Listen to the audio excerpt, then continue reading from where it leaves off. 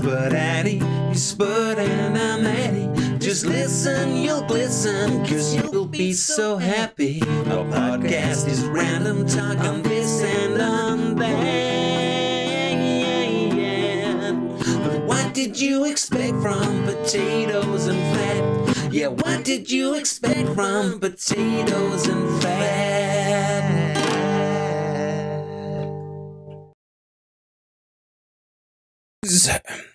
Greetings, everybody, and welcome to SpudAdi. My name is Addy, and I'm the Spud, and we are both here and ready to entertain you and discuss the secrets of our world. This is our podcast, and whether you're watching live on Twitch, recorded on YouTube, on Audio Boom, or on iTunes, you are more than welcome. Let's get right into it. Our live viewers here have taken a quick vote, decide who goes first today, and they have voted for Spud. Somehow you are more popular than you. I don't understand why. It's my sexual voice, my sensual voice. Okay, so we've got a lot to get through. It could be that as well. Sexual voice? Yes. So Hearthstone. How is a voice sexual? No, wait, no. I'm not. No, wait. How is a voice sexual? How is a voice sexual? Yeah, you said you had a sexual voice. Because it's just makes you feel like getting in the mood, and loosening your belt and undoing your top button.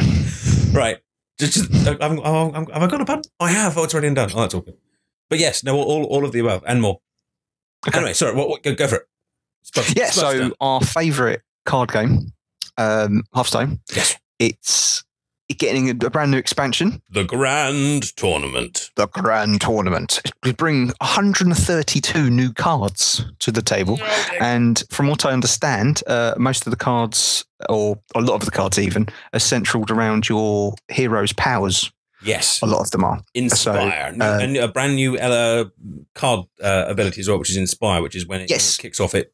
Inspire. So, for example, I'm looking at one, just to give it a little taster, I picked out 3 that we could So I've got, for 4 cost, Savage Combatant, and Inspire, give your hero +2 attack this turn. Nice. So, you could 2 fireballs with Mage, 2 heals. It depends if it's just set to a certain hero, but that could be useful. I can't see how it's not useful. There's all sorts of different ones. I mean, I'm not sure which one you're looking at there, but there's some of them where if you use the hero power, it buffs that particular minion, like +2 attack. There's other ones that then give you a minion that gives you repeated uses of your hero power and things like that. I think it's going to be really, really interesting. The thing that really irritated me about goblins and gnomes was all the cards look great, but the whole theme of that whole pack was random or RNG, as they call it, random number generator. And my complaint about Hearthstones and Clary's complaint about Hearthstones is that it's too random. And, you know, I was going through one of my kind of like Hearthstone down turns and kind of going, it's too random. I hate it. And then they released an entire expansion based around random. And I was like, why would you take the worst element of the game and expand it? Son of a... So the fact that this is based around a kind of more controllable dynamic and predictable outcome, I think is really, really cool. Yes, and some of them sound like potentially without understanding it completely. Like there's one called Caldara Drake, and it's a dragon, and it's a 6 cost for a 6 attack and 6 health, and you can use your hero power any number of times. Does that mean in a go? What does that mean? It's like, wow. It means you'd have to with mana as the limit. So you right. So if you're in 10, you could just use it. Wow. Yeah, absolutely. Okay. Which would be cool. And, you know, you think about the elements there, you could, it's always one of the things, it's potential combos rather than actual combos. But like if you got that on the board and you're a paladin, you could then in theory go hero power, hero power, hero power, hero power, and you'd have like 5 little men on the board. And then next turn play a quartermaster and buff them all up. Or you can be a mage and just be like, you know, like pew, pew, pew, pew, pew, pew, pew. I mean, the thing is, it is like I said, it's the potential is always more exciting than what actually happens. Like you hope that you'll be able to go pew, pew, pew, pew, but actually what happens is they just kill the thing and you go like, wow, I got to use it once. Yes, come on. But yeah, so for anyone listening that's never played this, you need to play it. It's one of the most consistent games I've played in memorable history. Normally I'd finish a game and that's it, but because this is literally, I've been playing it non-stop since it got to Android tablets, because I've got an Android tablet, and it's just daily. So I'd pop on there and have a little game, where other games haven't really got me like that. It's like a part of my daily routine almost. So yeah, I recommend it. I played a game called Magic Duel the other day. It was released last week. and the people that watch me on Twitch will know where I'm going with this. But I was really looking forward to it. I was like, the reviews said it was kind of like their version of Hearthstone, a more accessible Magic the Gathering. Because I like the idea of Magic the Gathering, but I always kind of get a little bit kind of like, oh, this is a bit too complicated. And I think one of the things that Hearthstone does so well is it's very accessible. You know, you the tutorials are really well done, and you get it. You might not win, but you get what's going on. And this was one of the worst put together tutorials I've ever seen in my life. It was a computer generated female voice. So the person doing the tutorials was like, now pull the card from your hand and place it onto the board. Whereas Hearthstone is like, all right, pull that card there, right out, stick it up him, right, yeah. And, and rather than, I think Hearthstone teaches you in 6 little matches, and each time is a complete match. And so you get this feeling of, you know, oh, I defeated that little boss and I defeated that little boss and things like that. This one would put an entire board out and basically go, now play that card, and you'd play that card. No, now play that card, and you'd play that card. And then that whole tutorial would end. That was it. That was the whole tutorial, was just play that card. And you're there going, well, this is fascinating. And I got through the tutorial and got into the main game, and it was just really so... You know how Hearthstone has a board and it's a nice bright color, and then you've got those 4 cool objects in the corners, and you can play with them and you can fiddle with them, and you know the board just looks exciting and the artwork is wicked, and there's like effects flying all over the place. Magic Duel has a big grey slab. Awesome. So can you tap the grey slab and then like a jewel falls out or a dragon flies off? No? I don't know. I literally stopped because I was bored. I was through a stream, and there weren't many people watching, which is probably good. And I said, look, I'm really sorry. I am bored. I am going to stop playing this because it is boring. How did that get through quality control? You know, when they were making it, surely someone went, this is really boring. Should we? I always wonder about that. There's probably a really good strategy game under there somewhere, but you know how with strategy, you know, when someone tries to teach you a board game, and like they get, and it's normally me trying to teach you board games. I know I've done this in the past, and you're going through the instructions, and the instructions are just really dull, and your eyes are rolling back in your head. But then halfway through the first play of the board game, you go, oh, I get it, and it's really good, and you understand that there is a good game in there somewhere, but it just takes you a while to get to that good game. Yeah. I think Magic Duel's going to be like that, but I didn't get there. What's the most boring game you've ever played? Oh, but computer or board? Anything. Just something that's bored you to tears. Oh, The Last Assassin's Creed. Oh, really? Oh, that's a controversial pick. That's like a really popular series. Yeah, well, they come out at E3 and apologised for it. So I think really? Sorry that our game was. They more or less did. It's like so many people worked on this, and even though we passionately love it, we can't ignore the feedback we got that it was underpants. Really sorry. But the next one, and like a sucker, I was like, no, that's it. You've completely lost me. Yeah. Oh, the next one's in London. Oh, it's in London. Oh, I'm in London. I'm going to buy that. It's like I'm an assassin with a creed. It's like the same story, but they've promised it's not going to suck. Like last time they would have went, this game sucks. So it's like the 2K series, which it's like, oh, that's it. No, not next time. But no, they've got me again. But it was so boring. Oh God, it was like you looked at the map and it was like, what? And each mission was just so uninteresting. I didn't even finish it. Which game was this? What was it called? Unity, Assassin's Creed Unity. And it also had loads of problems. I didn't get it day one, but when it came out day one, they forgot the texture for the faces. So loads of people had this bug where it's just eyeballs and teeth talking to people, and it looked horrendous. It looked like They Live. It was just horrible. Wow. It was like a horror film. So, but and also the game was terrible. It was just the mechanics were good, but nothing else apart from the mechanics were good. So as soon as you went to do something with the mechanics, you fell asleep from boredom. Because some people love those games which are like grind games. You know, like play this game, play this level over and over and over, and you'll slowly level up and stuff. I know you were talking about grinding the other day. Yeah, I would the other day. We talk about grinding on Doctor Who Legacy, because the best level to grind is a level called Jenny, and so we often talk about grinding Jenny, and we've even got Susan, the game designer, now making the occasional grinding Jenny joke. The first time we did it, we were all like sniggering away, and she gave us this stern look, and even a groan, like, oh. And then the other day she was like, yeah, well, you could just grind Jenny if you want some. And we were like, you did it. She was like, I know. But yeah, I agree. Normally I'm completely against it. I'm just like, oh yeah, Diablo 3, which is controversial again for me, because I got it, and after reading all the good reviews and everything, and I was like, this is so boring. I've done the first level and I expected to go on the second level. I was like, I have to go and do the first level again because I'm still not powerful. What? Why would I want to do that? I was so confused. Just what? So when they say it's like a 100-hour game, it's actually not. It's actually a 50-hour game, but you have to play it twice and over the same sector. You're going to court controversy there. Diablo is one of the most popular games like on the planet. I know. I just do not like it. I tried getting it. I got it. I paid full price for it, and then I don't care. Even if you don't give me a refund, just take it. I don't want it in my house. It's so boring. I downloaded a Where's Wally game on the iPad the other day, or Where's Waldo for my American friends. Little chap, red and white striped t-shirt, all that kind of stuff.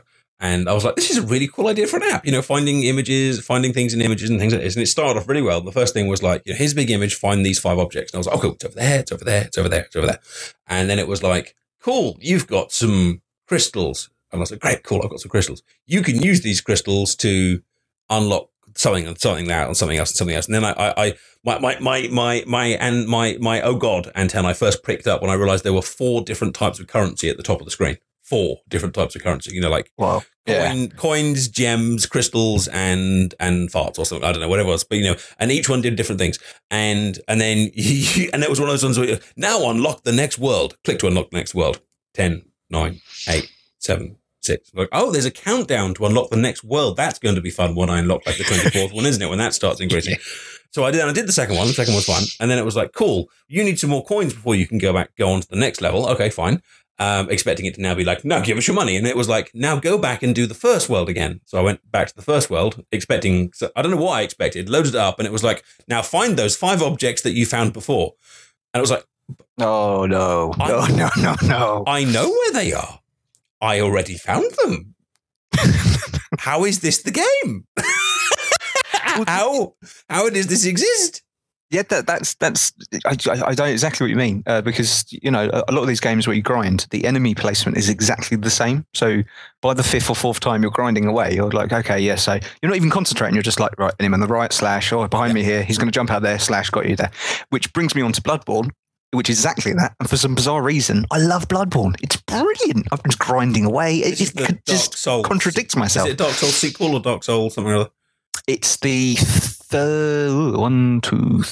game from the creator of Demon Souls. He did obviously Demon Souls, Dark Souls 2. I think Dark Souls 2 might have been a different development team, but it's the same thing. But this is exclusively for PS4, and it's the fighting mechanics are a lot faster. And I think that's because I played the other one. I think you gave me one of them for my birthday once, and it was good. I appreciated it, but it was very slow and clunky, and it was good.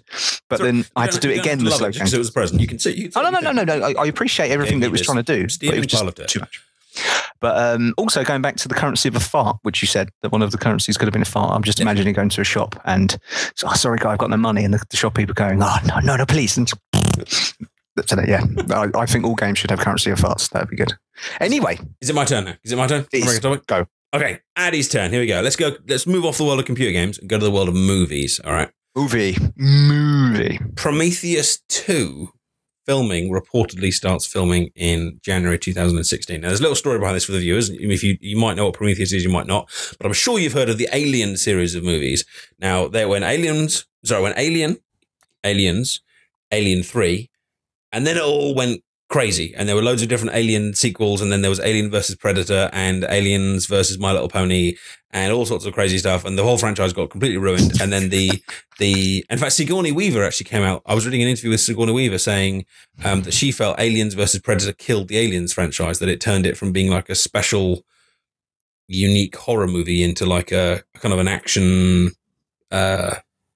fest. She blames any of us for ruining it. And then the director, whose name has just managed to escape me, brilliant, came back and did a film called Prometheus.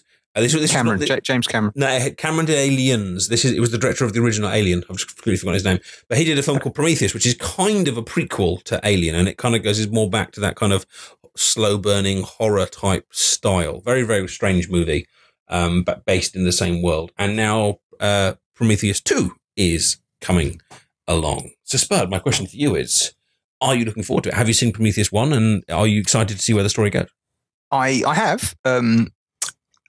it's not that memorable for me. I remember all the main bits. I remember everyone hating it and me watching it with that negative feedback and thinking, it's not that bad. Like I do that with all films. If I hear negative stuff about the bad films and finally watched a bad film and was like, oh, it's not that bad. I do it the other way when everyone says a movie's great and then I go and watch it and I'm like, it's really not that. I haven't just given birth or come. Avengers Avengers didn't make you give birth then? Yeah, Avengers 2. Everything was fine. What's happening? Wore the same clothes the next day. Why is he wearing Iron Man armor? He's not Iron Man. So Prometheus is a really confusing film. I mean, I agree it's not as memorable as it might have been, but it's one of those films that kind of goes, man, we got questions, and then there's more questions, and what did this, and what did that, and why is that doing that, and who was that guy at the beginning of the movie? And you get to the end of Prometheus, and it basically kind of goes, cool, now let's go and find some of those answers. And the credits roll, and you're like, what? I kind of got the vibe from it because it asked all those questions, and at the end it said, because aliens. And that was it. That was the answer. Just because aliens. Because aliens. Yeah, but now, as much as everyone else did, I still thought it was quite a good film. There was I got this a guy I work with, and he was ignoring the fact that it was on another planet and all the other crazy things that you have to, suspend disbelief for. And he was saying that there's a bit where a woman gets injured and then she has to run away injured. Yeah. There's no way that she could run away injured. Oh, that's completely unrealistic. She's being chased by a giant alien. Why are you concentrating on the woman running with a slight injury? Always makes me laugh when people do that. I love, speaking of realistic injuries, like I think it's the Die Hard movies. Like in action movies, like you were just saying, the hero often gets shot in the arm. They're regularly shot in the arm and beaten up and a bruise and a bloody lip, but they more or less carry on exactly as they do before. It's just a flesh wound. It's just a flesh. Every other bad guy who they see, gets killed with an elbow to the face or a neck crick or a single shot somewhere. But the hero basically survives, asbestos being poured down his throat. And, except the Die Hard movies. And I love the Die Hard movies because at the end, Bruce Willis just throughout them just gets progressively more buggered.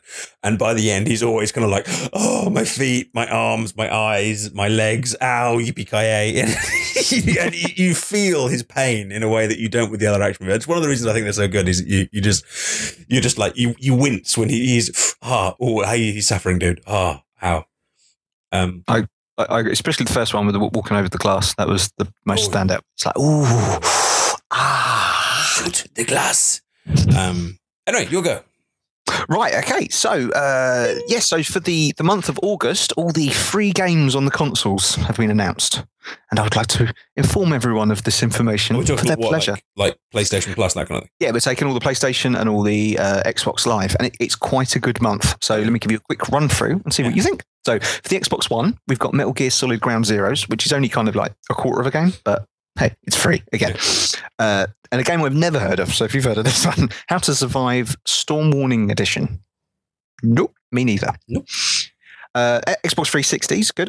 Both the Metro games. So you've got Metro 2033 and Metro Last Light, both free. I haven't played Last Light. I've got it. But Metro 2033, weird game, but very, very, very, very, very good. It's a strange combination of action, stealth, horror, RPG. It's very, very, very good and very frustrating in places. What's the phrase? In the games like, medium difficulty, medium difficulty, and then, oh dear God, you'll never get past this bit, and then it's okay. Yep.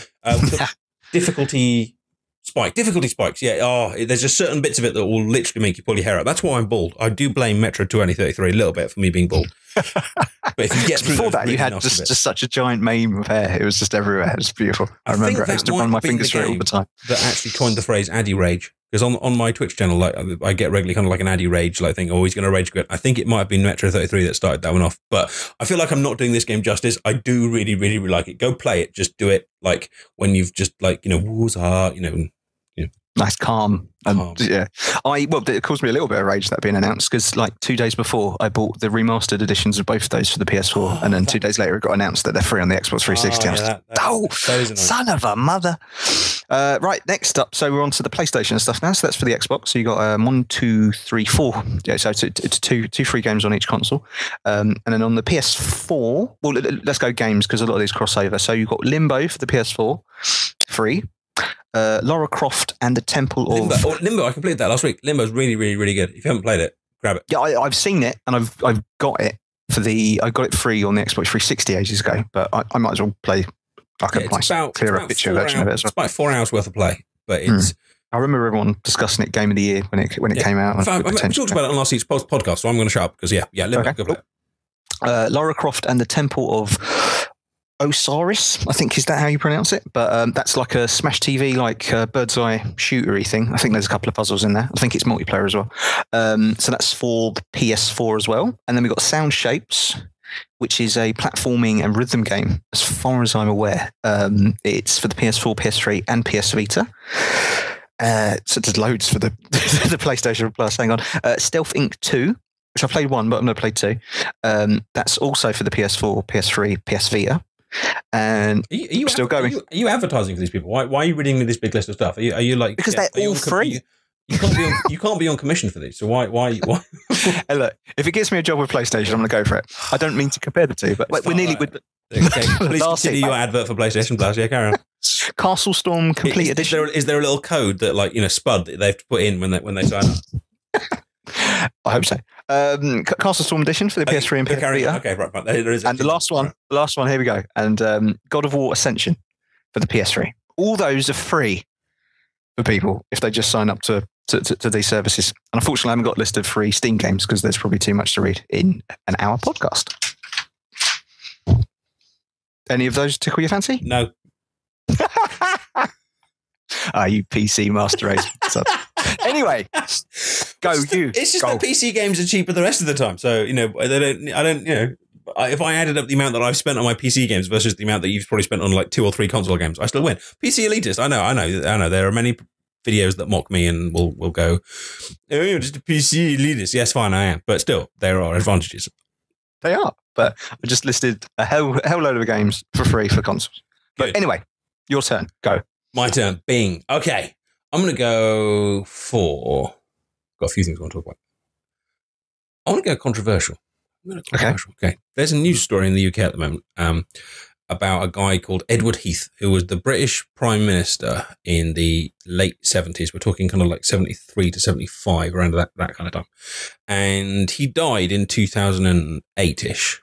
And he was very, very old. In fact, he was the father of the house, which means he was the oldest MP we had. But he's now being investigated for some naughty crimes, possibly abuse type thing. And I was talking about it with Clary earlier, and I've talked about it with a few other people this week. And I think it's a really interesting question. Like, should you investigate the crimes of someone who is no longer with us? And I think there's a really, really strong argument on both sides, and I'm not sure how I feel about it. And it's quite a controversial topic because obviously, we've got to be careful how we discuss this because obviously, if the crimes are abuse, this is quite a nasty thing, but you're also besmirching the reputation of someone who otherwise has kind of a squeaky clean record. But I don't know. I mean, let's not go controversial here, Spud, but what do you think? Should we be investigating crimes of people who are dead? Well, I'm a big believer in the truth of things when it comes to these kind of things. Not these kind of things, but general when people are even have a positive reputation. I know that there's the argument that if they inspire goodness, then just let the lie lay. English. The lie lay. Lie lay. And good English from me. And the episode of The Simpsons, I remember where. Jebediah Springfield, and they found all the bad things about it. And everyone was like, "Go on, little girl, tell us." And she couldn't bring herself towards it. But I'm a big go there for the truth about lots of people, which I won't go into. But a lot of people think a lot of people are good, and if you look into it, they're actually not that good. But because they try and model themselves on the lie, which could be positive. But with things like this in particular, I don't, because it's the abuse angle of it. And if it's right, then people should know because it's terrible. If it's wrong, then even if they're proved to be wrong, that person is still smeared by it. So I think maybe things like this shouldn't go public. And it's tricky because they've got a definite answer. It doesn't really go to trial, does it? Because they're never going to take this guy to trial because he's not really there. So because he's not there anymore. So you're never going to really know.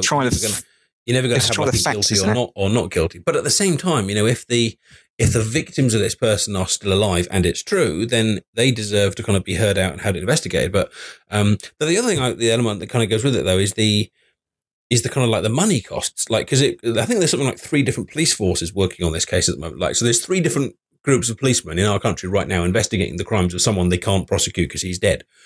And there's a little bit of me that almost wants to go, this is absurd. What are you going to do? Are you going to go to the gravestone and going to go, gotcha.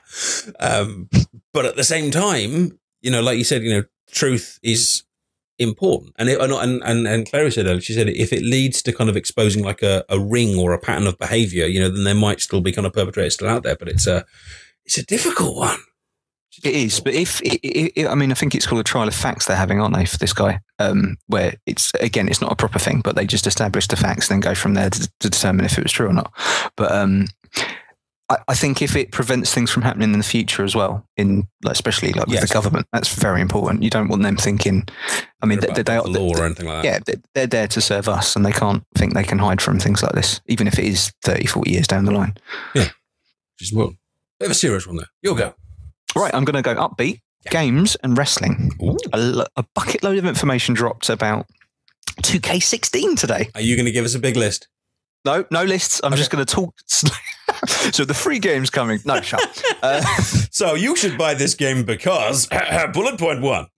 Well, I could do bullet points. My career is back, and this time, they just during the information there was an interview, and so there's loads and loads of new characters, and the phrase was called unique characters, and they finally got into this whole, with Triple H, there's like 3 or 4 versions of Triple H, and then you've got Mankind, Mick Foley. You need 3 or 4 versions of Triple H. There's the really long hair version. There's the version where his hair kind of like goes poof. There's the version where his hair is like in a ponytail. There's the version where his hair looks like he's kind of like just soaked it in oil before he wrestles. And then there's Posh Boy. Don't forget Posh Boy.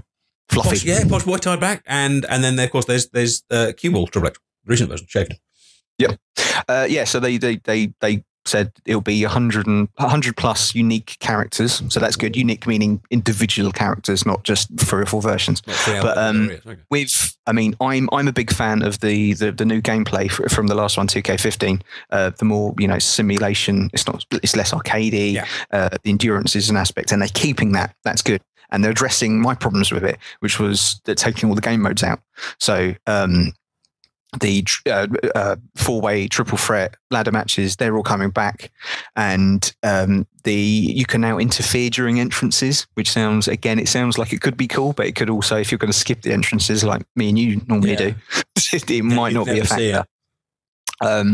And there's a 3-man commentary team, so hopefully they won't have the same piece of dialogue repeating itself. I'm sure they will.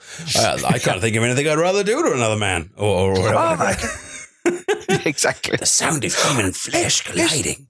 He's just a monster. Hey, King, he's just a monster. Oh, shut up, please, shut up. Please. Oh, a reversal there. Oh, a reversal there. Oh, and a reversal there.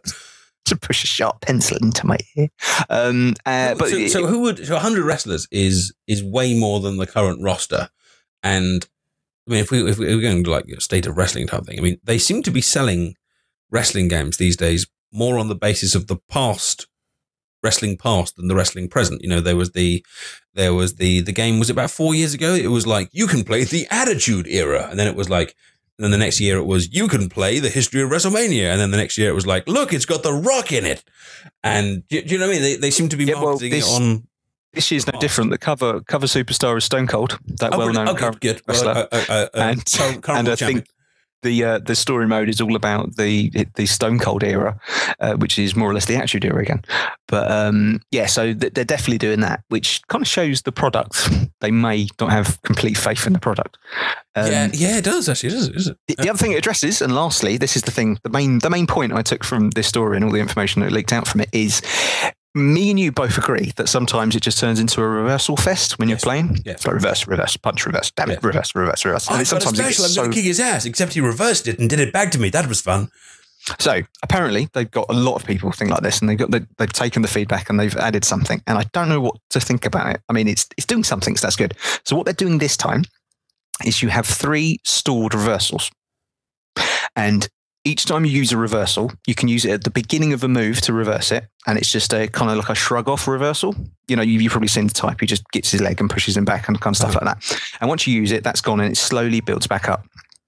Or you can use a mid-move reversal, and that will reverse the move into like a big reversal. So like powerbomb into a DDT or reverse, backdrop, that kind of stuff that will swing the match completely. Yeah. And that uses up 2 bars of your 3 reversal bars.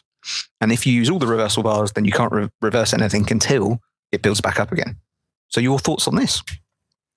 I think it's cool that they've tried to do something different with the reversal system. I can't quite visualize how that's going to work, but it sounds like it's basically you can't just go reverse. You have to pace yourself.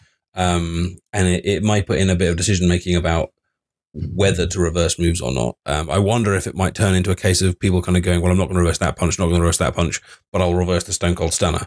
So then will it become a case of like me and you facing each other kind of going, am I going to do a stunner? Am I? Oh, no, it's a knife flick. Oh, no, that was a stunner. But then again, I suppose that's strategic again. You're trying to outwit your opponent. I like that they're trying something different. And my only slight question on it would be a bit like Windows. Wrestling games seem to do like a TikTok thing, like a one where they introduce the new stuff and it's a bit like, yeah, not so good, but I like the new stuff. And then next year they sort it out. So I would rather just have a really good tweaked version of last year's than another load of new things. Well, the building, I think that's what they're saying, apart from just more from what I can read on the article, it's just more or less these reversal things. Yeah, are the main thing, and then adding things that were there that they took out last year, which annoyed the absolute hell out of me. Oh yeah, 1-on-1, that's cool. And what else have we got? Oh, that's it, just 1-on-1. Awesome, just 1-on-1 with some fabulous nipples. But if I go and watch wrestling right now, there's a triple threat match in the main event of like WrestleMania to finish off the match. Yeah. But I can't, it just drives me crazy. But hopefully that will be back in there. They say it is, but I'm not going to believe them until I see it. But I agree with you. The reversal thing's cool. Is it me? It is you. It's all you, baby. Bing! Right. Okay. This week is the final week of Jon Stewart on The Daily Show. Now, obviously, I'm British, and The Daily Show is kind of televised in America, although you can kind of see it on delays, various things, bits and bobs. But anyway, he's basically now so famous, and the show is so famous that I think almost everyone of kind of my age has kind of heard of him. It's a big thing, Jon Stewart going. I mean, a lot of people get their news from The Daily Show. Like, although it's a comedy program and it's not current affairs, it has become a kind of current affairs show, and he's become a real voice for kind of liberal America. And because obviously America's programs are kind of advertised around the world so much or shown around the world, he's almost become a voice for the liberal earth. So him leaving is a major thing, and obviously he's had a fabulous career there. He's built it up. He was the one that kind of built up the show along with his producers and directors and writers. And there's been loads of people on that have come and gone. Steve Carell used to be on it. Stephen Colbert used to be on it.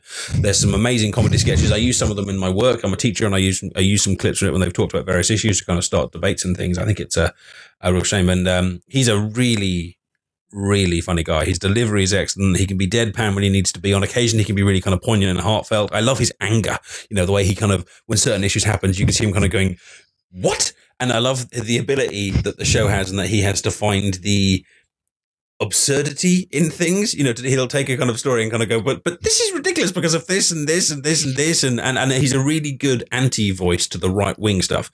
And one of the things that irritates me about politics in general is that everyone seems blinded to the other person's view.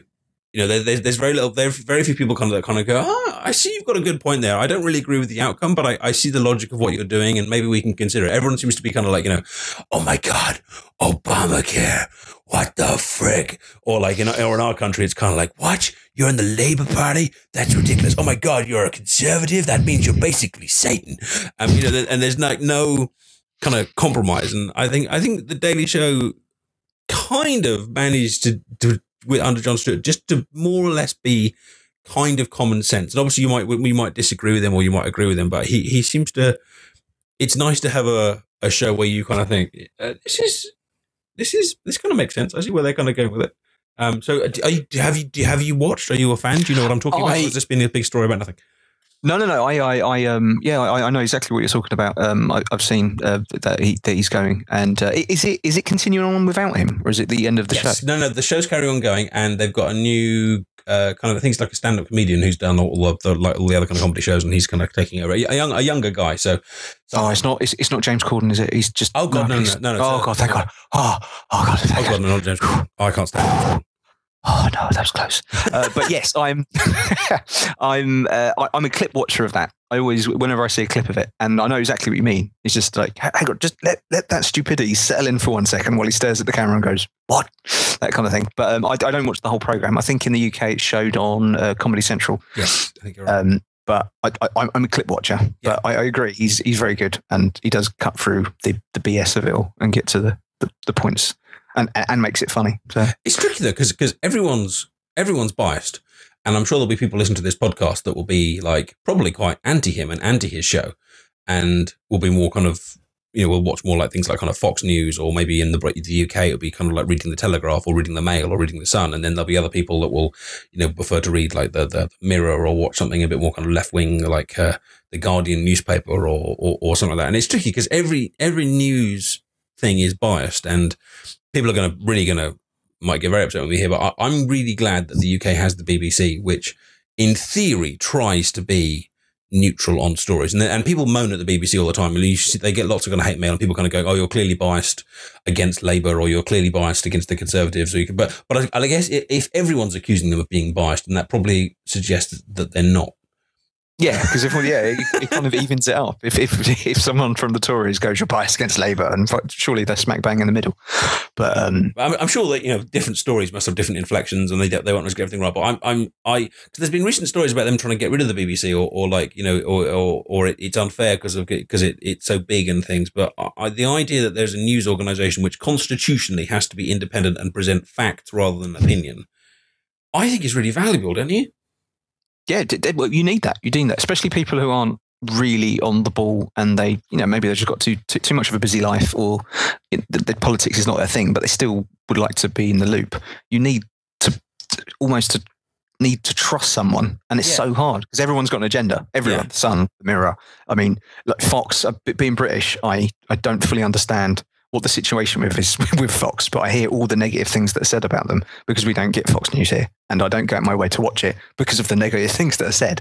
But it doesn't sound good. They sound extremely biased. Well, I get the impression that if you are a right-wing person, you watch Fox News and you go, "Yes, I agree with everything that's been said. The left wing is terrible." And if you're left-wing, you watch Comedy Central and other places and you watch that and go, "Yes, the right wing is clearly absurd." And, you know, but it almost seems like, I mean, I'm not American, so maybe I'm overgeneralizing, and feel free to, you know, have a go at us and respond to the chat. You know, it almost feels like everyone's divided into one of these two camps and they hate the other. Whereas we have the BBC, and it tries to be in the middle. It tries to, if I link someone to an article on the BBC, I feel like they're getting a relatively neutral observance of facts rather than a big bias thing. I feel sorry for countries that don't have it. Especially, I mean, everything, right and left have both in all countries. You know, there's good and bad in everything, and you know, you could go through so many different parties of give out policies, and you're like, "Oh, brilliant! I completely agree with this and Chris," and you eventually get to something that goes, "What? No! Oh, you've ruined everything. Why did you do that?" It's just so many different things. Some of them are outrageous. Some of them are like, you know, when you're moving into things like racism, it's like, more money for people who need it in the country, and I agree with that, and jobs for the people who need it, and discriminate against this particular group of people. No, don't do that. So it's like I agree with you. I mean, I don't know how neutral they are, but I would like to think they are neutral. And I don't, especially recently when there's talk of getting rid of the BBC in particular, I think that's silly. You definitely need them. I think that you'd have I would personally have a lot harder time trusting the news without it. Anyway, so Jon Stewart's last show, I think it's tomorrow night or Thursday night, I think. I might go and check it out. Your turn. Right, well, I was going to talk about today, Microsoft Xbox did their little presentation at Gamescom, but I found it a complete waste of time. And have you got a list of things they said? No, well, there's two things of note, and everything else was kind of like, you said all this at E3, so I don't know how long I should talk about it. Remember Alan Wake? Yes, and I love that game. That's literally my top 10. Sideways scrolling. Yeah, like platform. Horror, and it's like kind of like took Luigi's Mansion and made it like adult. It was good. It was really good.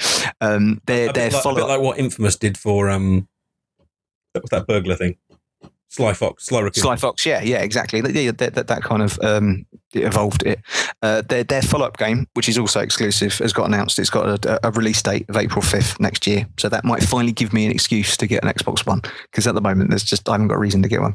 And Halo, you don't have to find an excuse to buy a console. You either can get it or you don't. You don't have to be kind of like morally in your head, kind of go, I just can't. I can. I can. No. When I was younger, I just that's cool. I want it. Now I actually have to justify the purchase. I can't just go, look, dear, I bought this really expensive thing. Oh, what are you going to do on it? Nothing. Look at it, Fred. Just shine the top. It's so square. And Halo Wars 2. Did you ever play Halo Wars 1? Did you ever play that? I've played Halo 1. I played the single player Halos. I haven't done the Halo Wars, the strategy one. No. Strategy, so Halo Wars 2 just got announced out of nowhere, and I didn't even know that was coming. It was like, oh, okay, I didn't know it was that popular. Yeah. But that's got announced as well. But everything else was really like, really? Why do I care? Why are you having a presentation? One of their announcements was a keyboard attachment for the controller. What? Why? Oh yeah, I saw this. I was like, I saw that. Is this weird like kind of horn shaped thing with a pad? So get a PC. Like, don't start the PC thing again. I'm going to start the PC thing again. Seriously, if they're starting to have consoles which you can have mods on, and you can have keyboards on, and you can have headsets on, and you can have multiple things running at the same time, and you can like tab in and tab out and do all this and that, and it's like, yeah, but that's existed for years. It's in the other room. It's called a PC. Yes, but if you're sitting in front of the telly and you're just relaxing and you don't want a PC or attached to it, some people have wires issues, which I have to unfortunately live with, where a wire is like a little bit like a poisonous snake. They kind of react to it the same way. I don't. I like wires. Wires represent technology, and I love technology. But certain people, not mentioning their names, Mrs. Spud, they just go, is that a wire? Ah! My office is basically wires. Yeah, exactly. Yeah, I've been. If you took out the wires, I think the room would just go. It would literally fold up on itself and go into a black hole and vanish. But I agree with you. I mean, I'm pretty sure you can put a keyboard in the Xbox anyway, and you could definitely if you could put that, then you could definitely put the whole. You can get a Bluetooth keyboard, can't you? Yeah, you can definitely do that. So why do you need it? And I don't understand. I think it clicks into the bit where like in a controller, you've got the two bits that kind of go into the palms of your hands. Oh, it doesn't go on. I think it goes there. So it's just now this brick thing. Well, I mean, that's where the old one. Like a pad with like another pad on top of it, like a tower of pad. It kind of looks like a Dreamcast controller, which is the worst thing about it. How do you hold the pad while you type on the keyboard?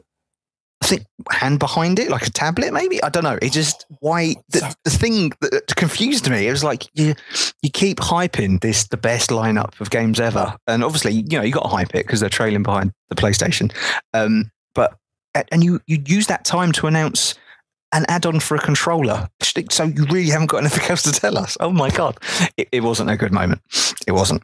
I just wanted to share. Same thing though, I don't know this announcement, because this one's been out for a while, the Rare Replay thing. Yes.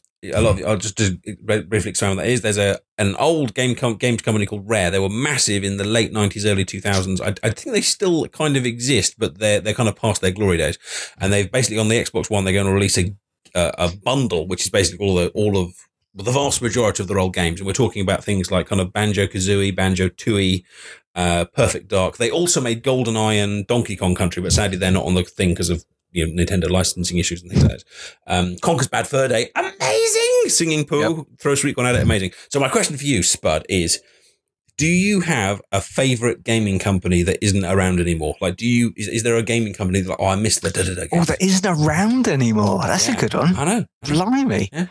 Because I know you used to be probably into your like, I know that's Activision, I know this is that. I've got one for me, by the way, so if you want some thinking time, I can wrap it on. Oh, yeah, do your one while I'm thinking. Okay, my one, LucasArts. Ah, yes, the old Star Wars game. The Star Wars games. You've got the X-Wing versus TIE Fighter. You've got the a lot of the early Star Wars games, but you've also got on top of that, I think Monkey Island was LucasArts, and if it wasn't, Full Throttle definitely was. There was a few other little hidden classics they did, like in the point and click genre. Yeah, Monkey Island, yeah, and did they do Full Throttle? Just mentioned. Yeah. Oh, sorry. Yeah, sorry. But yeah, LucasArts did some really, really good stuff, and then I think they got bought out by someone, or they just closed that kind of division, and the point and click genre kind of went, because Star Wars games are still going, but that particular element isn't. So I miss LucasArts. Anyway, what about you? I'm going to go really recent. I'm just trying to think of all the games I loved, especially on the Super Nintendo era. And they've just recently more or less thrown the towel in now. And it's Konami. Really? Yep. I think the creator of Metal Gear Solid and the Silent Hills game that was coming out, he's leaving the company after the release of, or he's already left because the game development's finished on the new Metal Gear 5, The Phantom Pain. And after that, they're kind of they've said they're going to try and concentrate on mobile and stuff like that. So my brain just caught up with what you're saying. The Phantom Pain. The Phantom Pain. Phantom means kind of like not really there, doesn't it? Yes. So it's the not really there pain. Yes. That's an awful title. Have you played the Metal Gear games? Are you surprised by this? No. Well, no, I There's have. A character that I'm sure there'll be a really long cutscene that explains it that doesn't really make sense, and it will involve some sort of girl cooking eggs. Yes, it's like it's a 60-minute cutscene and it needs a whole disc. Yeah, it's really boring. Nothing really happens. But luckily, you can play as the slug that's going past, so you can just make the slug walk around while these two guys are having a conversation. Yeah. But they made so many games I liked, and now it looks like they're going. And, Tales in Time and Sunset Riders and, just loads. I just remember always that screen popping up on now. And then it's like kind of they're going. Their games didn't age well. And I must admit, I haven't bought a Konami game for a long time. So now you say it, I'm not really surprised. But at the same time, they're part of my youth. Yeah, what people don't understand. I used to think they were Konami. Is it not Konami? I pronounce everything wrong that I read. I thought Thanos from the comics was Thonos or Tonus or something for ages, and until I got to high school and someone laughed at me. So I'm really surprised for that. But what a lot of people don't understand about that company is that in Japan they do water and they do like vending machines, and it's not just games they're into. Oh, right. We only get the games, but they're raking in money from lots of different directions in Japan. So that's probably, from business, they put so much development time just into the Metal Gear series. They're probably thinking, is this really worth it anymore? I'm not quite sure. So that's probably my one. Yeah. I think it's time for Ask Spud and Addy. Yeah. We asked you guys last week, and we want more, to either email us or to tweet us your questions, and we'll answer a few of them in the last kind of 10 minutes of the show we've got here. And I've got a few from the hashtag Ask SpudAdi, or you can just tweet it at our Twitter account, which is Ask Spud and Addy. And just before we do it, your letters, let me just do the completely unnecessary plug. If you're watching this on Twitch, then please sign up to the podcast version of this show to help it grow. If you're watching this on the podcast version, then please, or listening to it, I should say, then please follow. Help us grow, and we'll try and give you more top quality content, just like this one. But please help us grow. We'll make sure all of the links are on the Twitter, and I'll add the links below the channel, the Twitch channel if you're watching there, and I'll add the links below the YouTube as well. But please click on some of those links. Follow where you can, and also don't be afraid to listen to us in another media. If you listen to podcasts but you're not listening to the podcast version, please do it. Right, Ask Spud and Addy. Okay, Hawkeye asks, SpudAdi asks, do you think VR such as Oculus Rift will help or hurt good game development? Ask Spud and Addy. Cool. Well, this kind of relates to what you said about Rare in a way, because my answer to this question is I do think it's going to hurt it. Just temporarily until it crashes and burns. Now, I'm only going on past experience from the things like the Kinect, and the Wii controller. I think it'll be a gimmick. And the Wii was kind of successful. The Wii was successful for itself, not third party wise. Yeah. It might, yeah. But the Kinect, it's when it first came out, I was like, "Whoa, my god, this is going to change the face of gaming!" And there was a little boy like fighting in his living room, and he had a skateboard, and he scanned it in. I was like, "I can't even skate, but I'm going to get a skateboard. I love it!" And it was terrible. I think Rare. Microsoft bought Rare off of Nintendo and just made them make Kinect games. And it was, what are you doing? These are really good, talented guys, and you're making them, even though their Kinect games were the best Kinect games. So if it goes down that road, which is just gimmicky games, I think it is going to take a lot of attention away from proper classic games. And I can't see it working. I mean, it's interesting, and I hope it is successul, but I don't think, I think it's going to hurt temporarily. I don't see it being more than a gimmick. I don't. I think I hope it'll be one of those things that will be, when it's finally released, it'll be really big for a year, and I'll have that like, I shouldn't buy one. I won't use it.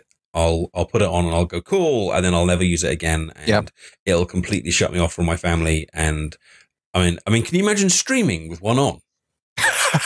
Well, that's the other thing. I think one of the questions. I'm walking down a room. I mean, you wouldn't have. You'd look like a tool. And people.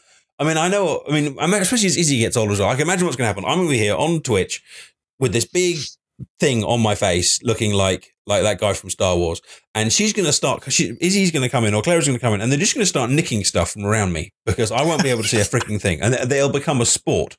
And I think it'll actually become a sport on YouTube as well. I think they'll just be like steal things from Oculus Rift players, and it'll be like you get like 5 points for like a pen if you can get the controller. I mean, oh dear God, you genius!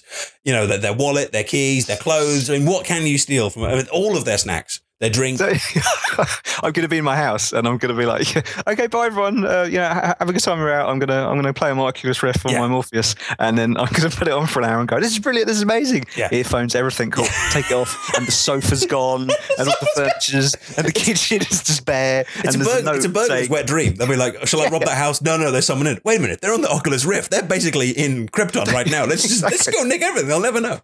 And there'll just be a note saying, you look like a complete douche while you're playing. Yes. I think it'll be a gimmick. Yes. I mean, I could be wrong. I mean, because the Wii was a lot more successful than I ever thought it was, and I ended up getting a Wii and I really enjoyed it. And so sometimes these gimmicky things can be successful, but even the successful ones eventually pass on. And I would also argue that gaming's kind of going the other way as well. I think gaming is becoming less and less immersive and more casual, hence the massive rise of tablets and smartphones and look at, I mean, the most money-making games in the world these days are Heyday and Game of War, and the games that are selling are the really, really casual games, not the games that I mean, you couldn't see someone sitting on the tube, kind of sitting there. All right, just stop me in about 4 stops, all right? Oculus Rift on. And then they just go up to a random passenger and start feeling up their face going, oh, you orc, I will defeat you. What are you doing? Get off me. But that said, I think it's going to be well designed. I think by the time it's come out, they're going to have really put some good stuff in. I think being immersed in it will be amazing. I just think the practical nature of it and the kind of the clunkiness of it will mean that it will be a gimmick thing that will, a bit like the drum kits with the Guitar Hero and the additional Wii controllers or the nunchuck will eventually end up in the loft, that you don't want to throw it away just in case another game comes out, but at the same time, you won't really put it on your head again. I agree. We're both going to agree there. Yep. Do you want to do another question from Ask SpudAdi? Yep. Okay. Who have we got here? We've got right, Justin W. Let me start again. Justin DWF 6872 at GC Manning Photo asks, do you find your zen when streaming certain games, and your favourite game to play when needing to distress after a long day? Long, hard day. I didn't understand the first bit, but let's go for the de-stress one. My favourite de-stress game ever was Flower. And, I even bust it out on occasion these days. It's just it's made by the people that did Journey. In fact, it was their first game. There's no buttons. There's literally just your controller, I believe, and you're a flower, and you just do that. You just kind of glide through the world, and you pick up little things, and things happen, and lots of lovely colours. I've played it, and I loved being a flower. I love being beautiful a flower. I'm a beautiful. Look at me, I'm a beautiful flower. But yeah, I get that. I'm not stressed. What do you de-stress? Mine was the exact opposite. I think my favourite one is Street Fighter. So I can pop on there for a round. That is a smash someone's face in with like a good hurricane kick, dragon punch combo in the corner. Trap them. You got to trap them in the corner if you want to distress. You need to trap them in the corner and make sure you just get a good long combo and then you just feel much better afterwards if you just completely annihilate them, especially if it's another human being as well. If it's another human being control player as well, that's always nice. I was that guy that got E-Honda and the 100-hand slap. Oh, yes. It was just all you did. You got the punch button, you got the other person in the corner, you hammered punch, and eventually you're like, would turn into. And we used to have a friend, and you'll remember this guy called Satcher. And I haven't spoken to him in years. I've still got him on Facebook and stuff, but he was a Street Fighter master. I mean, he knew every Ryu and Ken combo. He could do Hadoukens on purpose. He could combo his Hadouken into a Sonic Boom and this and that. And, we're all around one of those little kind of like young person's parties that you have, teenagers all around various beers. And then someone busts out the Street of Horror and it's like, and Satcher is the man that you don't want to get put up against. A bit like Marvin in wrestling, if you remember that one.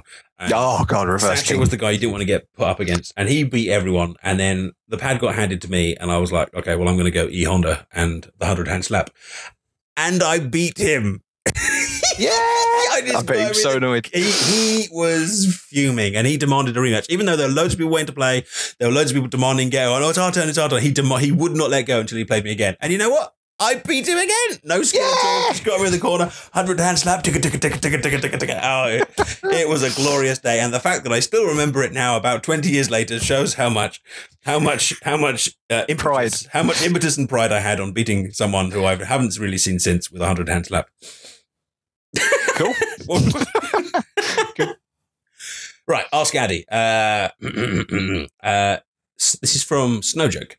If you could go back and ask SpudAdi, sorry. If you could go back in time and change one major world event, what would it be? How would you change it, and why?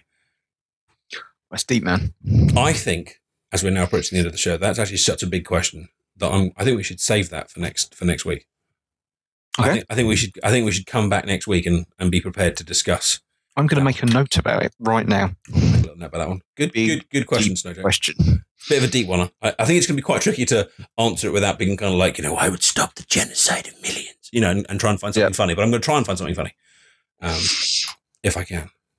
Right. Well, that was Ask Addy. That was SpudAdi. Thank you, Spud. My pleasure.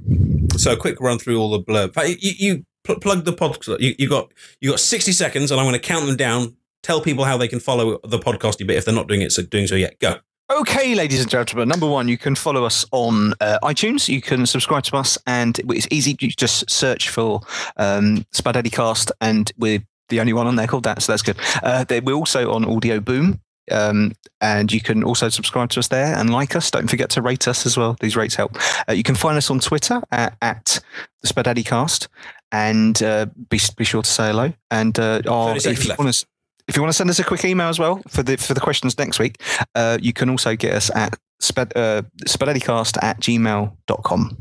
Thank you so much for listening or watching or wherever you are, however you have got through this. And we really hope you enjoyed it. And please come back. It would be lovely to see you for episode 3 of the SpudAdi Podcast.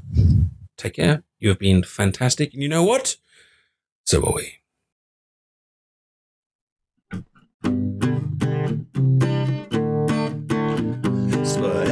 SpudAdi, you Spud and I'm Addy. Just listen, you'll glisten, cause you'll be so happy. Our podcast is random talk on this and on that. But what did you expect from potatoes and fat? Yeah, what did you expect from potatoes and fat?